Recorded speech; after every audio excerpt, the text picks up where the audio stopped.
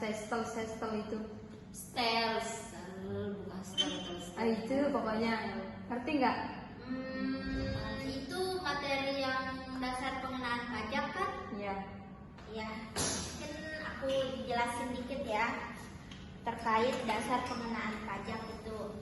Pada pajak penghasilan, dasar pengenaan pajaknya itu dibagi menjadi 3. Yang pertama ada stelsel real, yang kedua ada stelsel anggapan, dan yang ketiga ada stelsel campuran.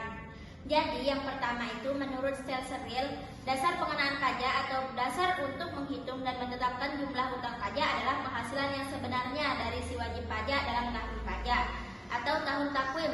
Itu terhitung dari 1 Januari sampai 31 Desember yang bersangkutan. Maka dilihat dari sudut waktu, pemungutan pajak berdasarkan stelsel real itu dinamakan pemungutan pajak di belakang atau nemping. Jadi pembayarannya itu setiap tanggal 31 Desember.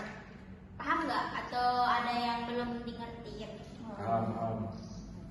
Jadi pemungutan pajak yang dilakukan secara.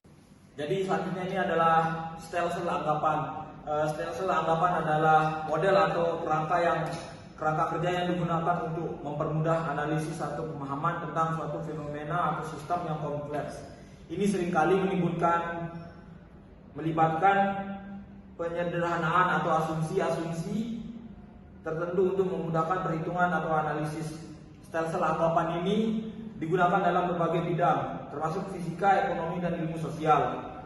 Dan dalam stelsel anggapan ini, dasar pengenaan pajak atau dasar untuk menghitung dan menetapkan jumlah hutang pajak adalah suatu anggapan bahwa penghasilan wajib pajak tahun sekarang di 2024 adalah sama dengan di tahun lalu, yakni di tahun 2023. Ini berarti penghasilan wajib pajak dapat diketahui pada awal tahun atau pada tanggal.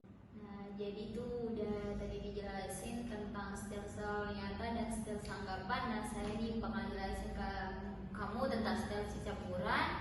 Dalam penerapannya, stelsel campuran mula-mula pada awal tahun ditentukan jumlah pajak berdasarkan jumlah anggapan tertentu, dan kemudian setelah tahun pajak berakhir diadakan koreksi sesuai dengan stelsel nyata. Nah, jadi kelebihannya itu pemungutan pajak sudah dapat dilakukan pada awal tahun pajak, serta pajak yang dipungut juga akan sesuai dengan besaran pajak yang sesungguhnya terutang. Oh, berarti stelsel real dibayarkan dengan menganggap pembayaran pada tanggal 31 Desember 2023. Sedangkan stelsel anggapan dibayarkan dengan menganggap pada awal tahun 1 Januari 2024. Nah, terus stelsel campuran ini membentuknya kapan? Ya. Kapan sih momentum dari stelsel campuran itu? Momentum stelsel campuran.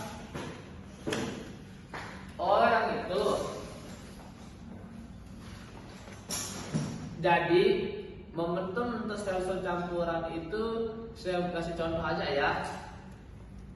Kan ada 3 kan sekarang kita ngambil contoh di tahun 2023. Nah, untuk kita nih mau bayar pajak tahun 2023 ini dengan menggunakan stelsel anggapan. Nah, berarti kan stelsel anggapan itu dia berpacu pada tahun sebelumnya kan?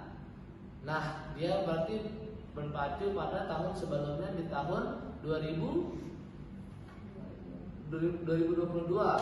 Nah, terus misalnya kalau dia 2022 2 juta, maka di 2023 kita membayar sebesar 2 juta. Nah, untuk di mana sih stelsel campurannya? Stelsel campurannya itu berada di tahun 2024. Kenapa begitu? Di tahun 2023 ini dia dihitung ulang lagi pajaknya stelsel real dengan menggunakan stelsel real. Nah, terus kan stelsel real itu dia dibayarkan pada tanggal 31 pada tanggal tahun berikutnya kan, pada tanggal 1 Januari. Nah, terus kan untuk di tahun 2023 itu kan tadi kan dia menggunakan skala 8, berarti dia mengikuti yang tahun 2022 yang sebesar 2 juta itu. Nah terus itu dia di tahun 2023 tuh dia menghitung ulang gitu, dia perincikan lagi, dia menggunakan sistem sesel real. Nah dari sesel real itu 1 Januari sampai Desember itu dia hitung ulang. Nah terus apakah dia bertambah atau dia berkurang?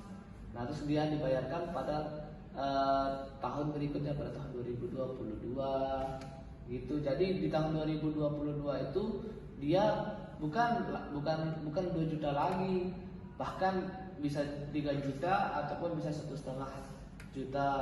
Kenapa bisa begitu? Karena dia kan menggunakan sesel campuran. Dia di sesel 2023 itu dia mengikuti anggapan dengan sesel anggapan di 2022.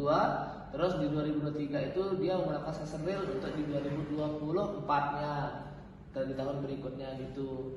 Nah terus itu biasanya sistem ini digunakan untuk pedagang-pedagang kecil yang penghasilannya tidak menentu gitu. Ngerti nggak? Ngerti.